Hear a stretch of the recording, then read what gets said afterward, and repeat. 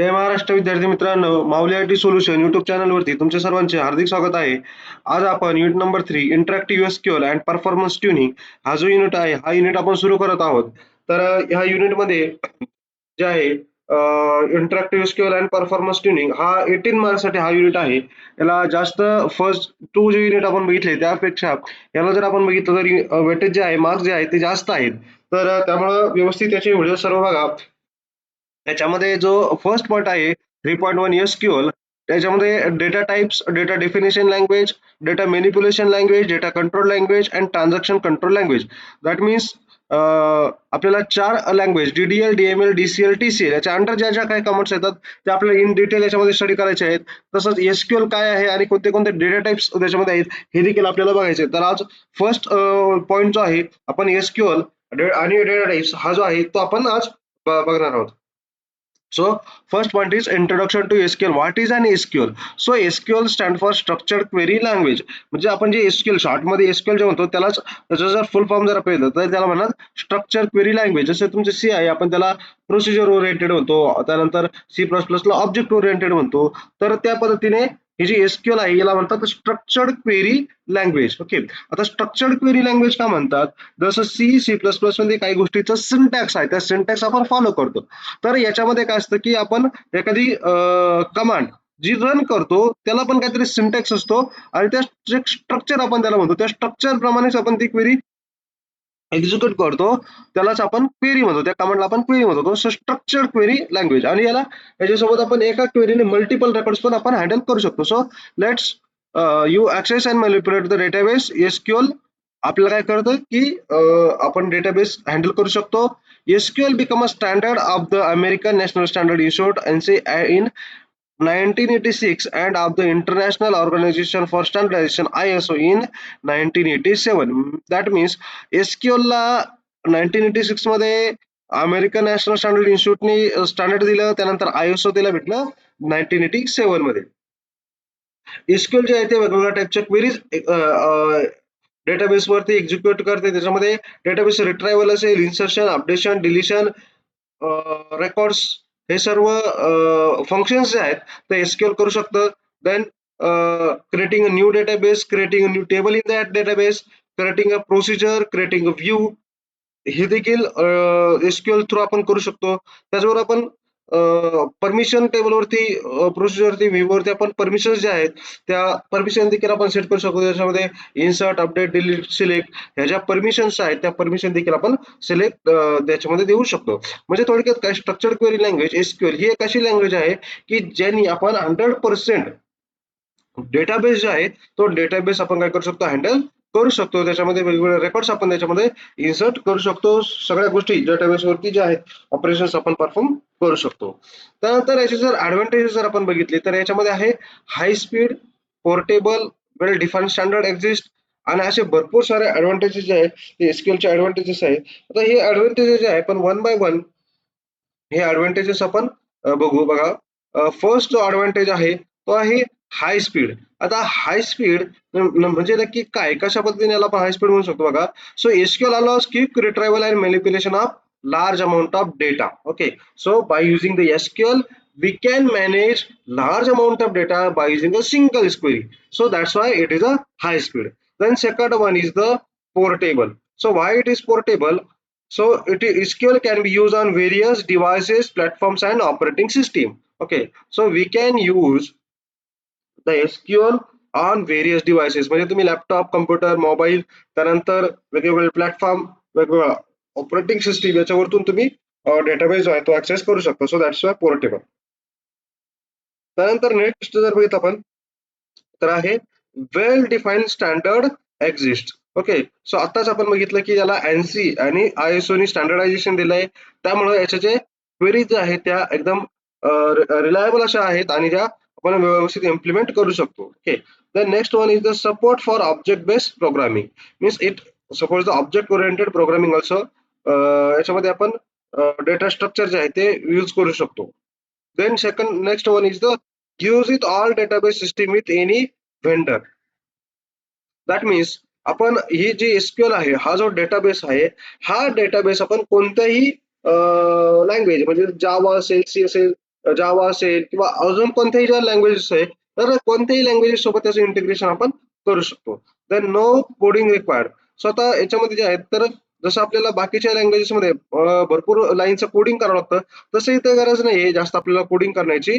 तर तुम्ही एका लाईनच्या कोडमध्ये म्हणजे एक लाईनची क्वेरीमध्ये पण तुम्ही काय करू शकता, क्वेरी एक्झिक्यूट करू शकता. त्याला एक जास्त अशा मोठ्या प्रोग्रामिंगची गरज नाही. Then use for relational database. Okay. The relational database, that means there are a number of tables are connected to each other, and for that purpose we can use the SQL programming. Then easy to learn and understand. So it is simple and intuitive syntax make it accessible. Means that means it is simple structure to execute the queries. Then complete language for database. So database जर handle करायची असेल तर याच्यामध्ये number of functionalities जे आहेत ते SQL मध्ये दिलेले आहेत. त्याच्यामध्ये वेगवेगळ्या टाईपचे ऑपरेशन्स दिले आहेत, ते आपण यूज करून डेटाबेस कम्प्लिटली ऍक्सेस करू शकतो. त्यानंतर dynamic database language, real time database queries आपण एक्झिक्यूट करू शकतो, रिअल टाइम डेटाबेस अपडेट करू शकतो. Then can be use as a programming and interactive SQL. याच्यामध्ये जे आहेत स्क्रिप्ट पण आपण राईट करू शकतो छोटीशी, आणि कमांड लाईन इंटरफेस पण आहे. त्याचबरोबर आपण जे आहे ते प्रोग्रामिंग ॲज अ प्रोग्रामिंग म्हणून पण एक स्क्रिप्ट किंवा प्रोसिजर किंवा फंक्शन राईट करून पण करू शकतो. देन क्लायंट सर्व्हर आर्किटेक्चर याच्यामध्ये आहे. देन मल्टिपल व्ह्यूज आपण डेटाचे क्रिएट करू शकतो. देन इंटरनेटवरती पण वेब ऍप्लिकेशन्स असेल किंवा वेगवेगळ्या टाईपच्या वेबसाईट्स असतील, त्या बनवण्यासाठी सुद्धा आपण ही यूज करू शकतो. तर ह्या अशा पद्धतीचे नंबर ऑफ जे ॲडव्हांटेजेस जे आहेत ते एसक्यूएलचे आहेत. देन नेक्स्ट पॉईंट आपण बघू आता याच्यामध्ये. Next point is data uh, data types. Okay, so the data types. So data types means when we creating the table, at that time there is one syntax or one query we use, create table name, column name, data type. That means we create the column, आपण column create करतो आणि त्या column create करताना त्याला एक data type देतो. तो data type का देतो, तर त्या कॉलम मध्ये त्याच टाईपच्या व्हॅल्यू ज्या आहेत त्या इन्सर्ट होतील, अशा त्यासाठी आपण, किंवा त्या आता कॉलम त्याच डेटा टाईपच्या व्हॅल्यू ज्या आहेत त्या ऍक्सेप्ट करेल त्या कॉलम मध्ये. मग अशासाठी आपल्याला डेटा टाईप आपण यूज करतो. त्याच्यामध्ये वेगवेगळ्या टाईपचे डेटा टाईप आहेत. फर्स्ट टाईप जो आहे डेटा टाईपचा तो आहे न्यूमरिक डेटा टाईप. त्या न्यूमरिक डेटा टाईप मध्ये परत एक टाईप आहे integer numbers of various size, म्हणजे इंटिजर नंबर असा एक टाईप आहे. त्याच्यामध्ये इंटिजर और आयएनटी आपण त्याला म्हणतो, त्यानंतर स्मॉल इंटिजर आणि बिग इंटिजर असे 3 टाईप जे आहेत ते आहे इंटिजर मध्ये. तर यामध्ये कसं आपण आहे ते बघू. तर इंटिजर आहे, इंटिजर त्याचं अब्रिव्हिएशन जे आहे ते आयएनटी आहे. याची जी प्रिसिजन व्हॅल्यू आहे ती आहे 10. त्याची जी रेंज आहे ठिकाणी दिलेली आहे तुम्हाला स्क्रीनवरती. त्यानंतर स्मॉल इंटिजरची जी प्रिसिजन रेंज जर आपण बघितली तर 5 आहे. म्हणजे थोडक्यात इंटिजर हा एक मीडियम रेंज असेल, स्मॉल इंटिजरची जी रेंज आहे ती कमी असणार आहे, आणि बिग इंटिजर जर बघितलं तर प्रिसिजन व्हॅल्यू जी आहे ती 19 आहे. म्हणजे त्याची रेंज आहे ती खूप मोठी, 90 व्हॅल्यूची जी प्रिसिजनची जी आहे ती त्याची रेंज असणार आहे. इंटिजर टाईपच्या व्हॅल्यूज म्हणजे ज्याच्यामध्ये फ्रॅक्शनल पॉईंट नसतो अशा व्हॅल्यू 1 to 0 च्या ज्या व्हॅल्यूज आहेत त्याला आपण इंटिजर व्हॅल्यू होतो त्या आपण सर्व स्टोअर करू शकतो by using the integer data type. Integer, small integer, big integer. आता याच्यामध्ये तुमची जी व्हॅल्यू जशी असेल, मीडियम असेल तर तुम्ही इंटिजर यूज करू शकता, छोटी असेल तर स्मॉल इंटिजर, आणि मोठी व्हॅल्यू जर तुम्हाला स्टोअर करायची बिग इंटिजर तुम्ही वापरू शकता. Okay. Then next type of data type is floating point numbers. Okay. So आता फ्लोटिंग पॉईंट मध्ये जे आहे त्याच्यामध्ये परत 2 टाईपच्या ज्या आहेत त्या व्हॅल्यूज आहेत. त्याच्यामध्ये फर्स्ट जे आहे ते फ्लोट और रिअल आहे, आणि दुसरा आहे डबल प्रिसिजन. आता फ्लोट आणि रिअल काय आहे ते आपण बघू. तर बघा, फ्लोट म्हणजे जे आहे, फ्लोट मध्ये काय होतं की तुम्ही फ्लोटिंग पॉईंटच्या म्हणजे जसं की 2.14, 3.21 किंवा 21.9346 अशा ज्या व्हॅल्यूज आहेत, पॉईंट मधल्या ज्या व्हॅल्यूज आहेत त्या तुम्ही फ्लोटनी ज्या आहेत त्या शो करू शकता. आणि फ्लोट जे आहे तुम्हाला ते फ्लोट डेटा टाइप यूज केल्यानंतर त्याची ऍब्सोल्यूट व्हॅल्यू जी आहे ती तुम्हाला देणार आहे. त्याची रेंज पण या ठिकाणी दिलेली आहे. नंतर रिअल पण त्याच्यामध्ये सेम आहे. त्याचं जे प्रिसिजन व्हॅल्यू जी आहे ती 7 आहे. त्यानंतर दुसरा जो आहे डेटा टाइप तो आहे फॉर्मॅटेड नंबर्स. आता फॉर्मॅटेड नंबर म्हणजे काय, याच्यामध्ये आपण काय करू शकतो, 2 डेटा टाइप आहेत, डेसिमल आणि न्यूमरिक. तर याच्यामध्ये आपण ठरवू शकतो की जे आहे पूर्ण व्हॅल्यू जी आहे ती किती असू शकते. याच्यामध्ये 2 आपल्याला पॅरामीटर पास करणं गरजेचं असतं डेसिमल आणि न्यूमरिक मध्ये, पी आणि एस. आता पी म्हणजे प्रिसिजन आणि एस म्हणजे स्केल.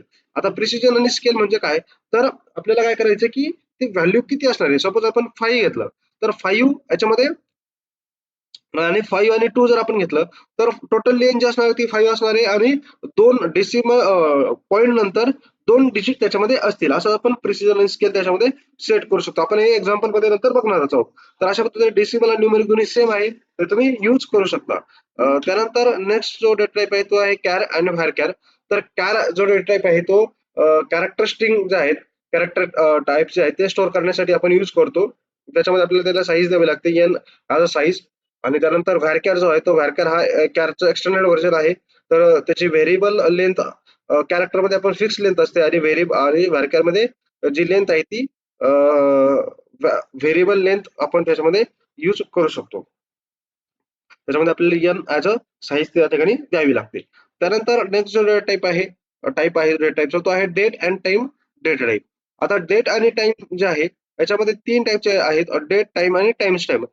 तर याच्यामध्ये आपल्याला जर डेट स्टोअर करायची असेल तर डेट हा डेट टाइप आपण यूज करू शकतो. त्याच्यामध्ये जे आहे इयर, मंथ आणि डेट अशा पद्धतीने आपल्याला त्याचा फॉर्मॅट जो आहे तो द्यावा लागतो. या ठिकाणी मंथ जे आहे ती 3 अक्षरामध्ये द्यावं लागतं आपल्याला. इयर म्हणजे जसं तुम्ही देऊ शकता 2024 मंथ जो आहे तो आपल्याला 3 अक्षरामध्ये म्हणजे थोडक्यात जो मंथ असेल सपोज आता ऑगस्ट आहे तर ऑगस्टचे 3 अक्षर म्हणजे AUG असं आपल्याला द्यावं लागतं आणि डेट जी आहे ती आपण 2 याच्यामध्ये देऊ शकतो. अशी टोटल लेंथ त्याची इथं 10 जर दिली असली तर ती 11 होईल.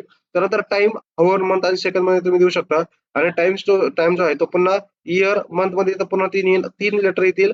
AUG, MAY, JAN अशा पद्धतीने नंतर डेट आणि नंतर हवर्स, मिनिट आणि सेकंद. तर अशा पद्धतीने जे आहे ते तुम्ही डेट अँड टाईमचे देऊ शकता. त्यानंतर आता हे जे आता आपण डेटा टाइप बघितले, तर हे डेटा टाइप कशा पद्धतीने आपण यूज करू शकतो, ते देखील आपण या ठिकाणी बघणार आहे. तर आपण आपला Oracle जो आहे, तो Oracle आपण स्टार्ट करू या ठिकाणी. Oracle स्टार्ट केल्यानंतर आपल्याला अ, नेहमीप्रमाणे आपला युजर आयडी आणि पासवर्ड टाकून आपण त्याच्यामध्ये लॉग इन करणार आहोत. सिस्टम युजर नेम पासवर्ड आहे. एस-क्यूएलमध्ये आपण एस-क्यूएल क्वेरीज एक्झिक्यूट करणार आहोत. तर वन बाय वन आता जे डेटा टाइप आहे, ते आपण या ठिकाणी बघू. तर मी ह्या ज्या क्वेरीज आहेत ऑलरेडी एक्झिक्यूट करून घेतलेल्या आहेत. तर ते आपण काय करू या ठिकाणी फक्त मला एक्झिक्यूट करून दाखवायचं. तर आपण एक टेबल क्रिएट करतोय. Create table demo ID integer ID small int म्हणजे जे आपण डेटा टाइप आहे त्याच्यातले काही डेटा टाइप आपण इकडे एक्झिक्यूट करून बघणार आहोत. बघा आता एक कॉलम घेतला आयडी आणि दुसरा घेतला आयडी 2 एकाला इंटिजर आणि एकाला स्मॉल इंटिजर असं आपण डेटा टाइप देणार आहोत. तर मी जे क्वेरी जी आहे ती क्वेरी एक्झिक्यूट करतो. क्वेरी एक्झिक्यूट केल्यानंतर या ठिकाणी डेमो नावाचा टेबल जो आहे तो क्रिएट होईल. बघा इथं नेम इज ऑलरेडी एक्झिस्टिंग आलंय. सो ऑलरेडी तो टेबल आहे क्रिएटेड. तर आपण जे आहे डिलीट करू त्याला. ड्रॉप टेबल आणि demo. Drop table, table name आपल्याला करावं लागेल. टेबल ड्रॉप केलाय. टेबल ड्रॉप झाल्यानंतर आपण हा जो आहे तो एक्झिक्यूट करू. टेबल क्रिएटेड आणि त्याच्यामध्ये ज्या व्हॅल्यूज आहेत, त्या व्हॅल्यूज आपण इन्सर्ट करू. त्यानंतर आपण व्हॅल्यूज इन्सर्ट झालेल्या आपण व्हॅल्यूज बघू शकतो बघा इथं. ID1 आणि ID2 अशा पद्धतीने इंटिजर जे आहे, इंटिजर टाइप आणि स्मॉल इंटिजर तुम्ही काय करू शकता, अशा इंटिजर टाइपच्या व्हॅल्यू स्टोअर करण्यासाठी तुम्ही यूज करू शकता. त्यानंतर नेक्स्ट जो डेटा टाइप आहे, तो आपण नेक्स्ट डेटा टाइप बघू कोणता या ठिकाणी घ्यायचा आपल्याला. तर याच्यामध्ये आहे तो आहे float data type. Float data type. पण आता फ्लोट डेटा टाइप कसा असतो ते बघूया. बघा, क्रिएट टेबल डेमो 1 आपण डेमो 1 नावाचा जो आहे तो टेबल घेतोय किंवा आपण आणि त्याच्यामध्ये प्राइस नावाचं एक कॉलम आपण घेतोय आणि त्याला जो आहे डेटा टाइप दिलाय फ्लोट. तर फ्लोटमध्ये आपण जी व्हॅल्यूज आहे ती अशा फ्लोटिंग पॉइंटची व्हॅल्यू जी आहे ती आपण अशा पद्धतीने इन्सर्ट करू शकतो. बघा, इथं हा डेमो 1 नावाचा टेबल क्रिएट झालाय. त्याच्यामध्ये आपण फ्लोटिंग टाइपची व्हॅल्यू जी आहे ती व्हॅल्यू इन्सर्ट केली आहे. तुम्ही बघू शकता या ठिकाणी की अशा पद्धतीने प्राइसमध्ये फ्लोटिंग टाइपच्या व्हॅल्यू ज्या आहेत त्या व्हॅल्यू स्टोअर होतात. तर तुम्ही इथे अजून पण या ठिकाणी जर अशा पद्धतीने ज्या व्हॅल्यूज आहेत, तर तुम्ही जरी अशा दिल्या तर ते घेऊन आणि तुम्हाला बघा अशा पद्धतीने दाखवेल. तर तुम्ही जशी जशी व्हॅल्यू घेणार आहात, तर त्या पद्धतीने तुम्हाला ती व्हॅल्यू फ्लोटिंग पॉइंटमध्ये तुम्हाला ती स्टोअर होणार आहे. बघा, अशा पद्धतीने. त्यानंतर नेक्स्ट जो डेटा टाइप आहे, तो नेक्स्ट डेटा टाइप आपण बघू. नेक्स्ट आहे रिअल डेटा टाइप. आता रिअल जो डेटा टाइप आहे तो आपण या ठिकाणी बघून रिअल डेटा टाइप काय आहे, कसा त्याच्यामध्ये एक्झिक्यूट होतोय बघा. रिअल डेटा टाइप आपण घेतलाय, प्राइस कॉलम घेतलाय आणि त्याच्यामध्ये पण आपण परत जी व्हॅल्यूज आहे ती व्हॅल्यू इन्सर्ट करून बघणार आहोत. ती कशा पद्धतीने जे व्हॅल्यू आहे त्याच्यामध्ये ती इन्सर्ट होती. तर व्हॅल्यू इन्सर्ट केलेली आहे. व्हॅल्यू रिअल मध्ये पण जे आहे रिअल आणि फ्लोट मध्ये जास्त काही डिफरन्स नाहीये. दोन्ही आपल्याला सेमच बघायला भेटेल. तर आपण बघू शकता अशा पद्धतीने रिअल आणि फ्लोट तुम्ही फ्लोटिंग पॉईंट साठी यूज करू शकता. त्यानंतर जो डेसिमल आहे, तर डेसिमल साठी आपण बघणार आहोत. तर डेसिमल साठी आपण बघू. बघा, आता डेसिमल मध्ये आपण काय केलं बघा, पुन्हा एक डेमो नावाचा टेबल घेतलाय, प्राइस घेतली.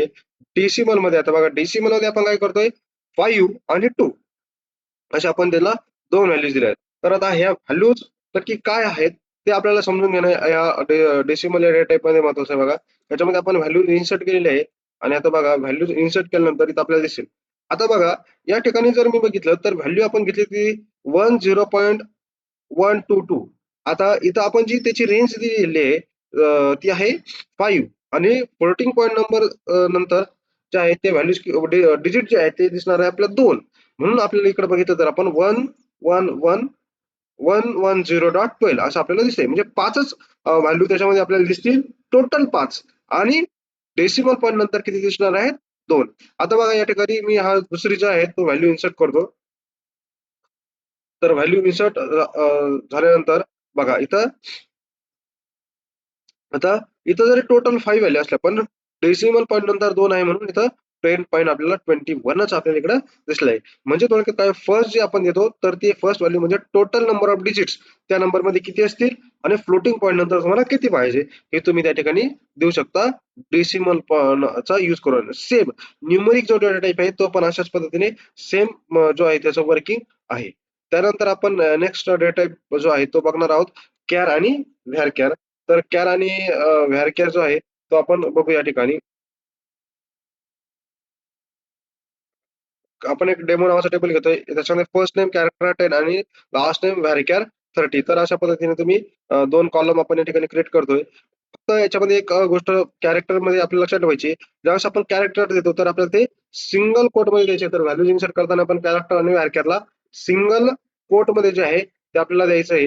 सिंगल कोट मध्ये दिल्याशिवाय ते आपल्या कॉलम टेबलच्या कॉलम मध्ये ते येणार नाही. तर अशा पद्धतीने आलेलं आहे. आपण कॅर आणि व्हॅरिकॅर यूज करू शकतो. त्यानंतर नेक्स्ट जो डेटा टाइप आहे तो आहे डेट डेटा टाइप. तर डेटा टाइप जो आहे तो आपण आता बघू या ठिकाणी. तर डेट मध्ये तसं मी तुम्हाला जसं सांगितलं की आपण या ठिकाणी डेट ऑफ बर्थ हा कॉलम घेतलाय, त्याला टाइप दिला डेट आणि व्हॅल्यू इन्सर्ट करताना सपोज आता आपण घेतोय 28 मंथ जो आहे तो आपल्याला 3 अक्षरामध्ये द्यायचा आहे आणि मंथचे पहिले जे 3 असतात जसं की जानेवारीचं JAN, फेब्रुवारीचं FAV, ऑगस्टचं AUG असं आपल्याला द्यायचं आहे आणि त्यानंतर इयर आणि याला पण सिंगल कोट मध्ये द्यायचं आहे. लक्षात ठेवा मित्रांनो, याला सिंगल कोट मध्ये आपल्याला द्यायचं आहे. मी रन करतो. अ, या ठिकाणी अशा पद्धतीने जे आहे जर व्हॅल्यू जर घेतली आपण तर ती इन्सर्ट होत असते. त्यामध्ये काहीतरी आपण डेट थोडीशी चेंज करून घेऊ. ठीक आहे, मी तुम्हाला डेटचं जे आहे ते नेक्स्ट प्रॅक्टिकल एक्झिक्यूट करून दाखवतो. याच्यामध्ये या सेम टाईपने आपण जे आहे ते घेऊ शकतो. कालच मी एक्झिक्यूट केलेलं होतं हे सर्व. त्यानंतर नेक्स्ट जर बघितलं तर टाइम स्टॅम्प जो आहे, तर टाइम स्टॅम्पची आपण बघू. तर टाइम स्टॅम्प मध्ये जे आहे ते अशाच पद्धतीने पुन्हा तुम्हाला डेट आणि टाइम या पद्धतीने द्यायचं आहे. तर पण या ठिकाणी आपल्याला पहिले हा जो टेबल आहे तो टेबल मी ड्रॉप करतो आणि नवीन टेबल आपण या ठिकाणी क्रिएट करू. मगाशी आपण जे डेटचं बघितलं त्याच्यामध्ये आपण टेबल क्रिएट केलेलं नव्हतं. त्यामुळे ते व्हॅल्यूज इन्सर्ट होत नव्हत्या. तर आपण टेबल क्रिएट केलेलं आहे आणि या ठिकाणी व्हॅल्यू जे आहे बघा 1 रो इन्सर्टेड आणि इथं जर बघितलं आपण तर अशा पद्धतीने बघा 28 ऑगस्ट 2024 आणि आपल्याला हा जो टाइम आहे तो टाइम इन्सर्ट झालेला दिसेल. आता डेटचं पण या ठिकाणी होऊन जाईल. आपण जो टेबल आहे तो टेबल मगाशी दुसरा टेबल त्या ठिकाणी क्रिएट केला होता. त्यामुळे तो प्रॉब्लेम आपल्याला आलेला होता. तर आता हा जो आहे आता बघा आपण इथं नवीन टेबल क्रिएट करू डेमो आणि इथं ही डेटची जी व्हॅल्यू ती आपण एक्झिक्यूट करू. 1 रो इन्सर्टेड आता झालेली आहे. बघा 28 ऑगस्ट 2024. तर अशा पद्धतीने विद्यार्थी मित्रांनो तुम्ही सर्व डेटा टाइप जे आहे ते तुमच्या टेबलमध्ये वेगवेगळ्या टाइपच्या व्हॅल्यूज घेण्यासाठी तुम्ही यूज करू शकता. याच्या व्यतिरिक्त अजून एक डेटा टाइप आहे जो आहे बुलियन डेटा टाइप. बुलियन. तर याच्यामध्ये तुम्ही ट्रू किंवा फॉल्स अशा 2 ज्या व्हॅल्यूज आहेत त्या घेऊ शकता. म्हणजे जसं एखादा फॉर्म भरताना आपण येस किंवा नो घेतो. तर तशा पद्धतीने याच्यामध्ये ट्रू किंवा फॉल्स ज्या व्हॅल्यूज आहेत त्या तुम्ही घेऊ शकता. तर विद्यार्थी मित्रांनो, तुम्हाला ह्या व्हिडिओमध्ये जर काही पॉइंट समजले नसेल तर नक्कीच या व्हिडिओला कमेंट करा, लाईक करा, शेअर करा आणि सबस्क्राईब करा. तसेच या व्हिडिओच्या डिस्क्रिप्शनमध्ये आपली वेबसाईट दिली आहे. त्या ठिकाणी देखील तुम्ही व्हिजिट करा. याच्यामध्ये नोट्स वगैरे तुम्हाला असाइनमेंट वगैरे सर्व भेटून जातील, क्वेशन्स भेटून जातील. आणि जर तुम्ही काही प्रॉब्लेम असेल तुम्हाला तर तुम्ही नक्कीच या व्हिडिओला कमेंट करा. धन्यवाद. जय महाराष्ट्र.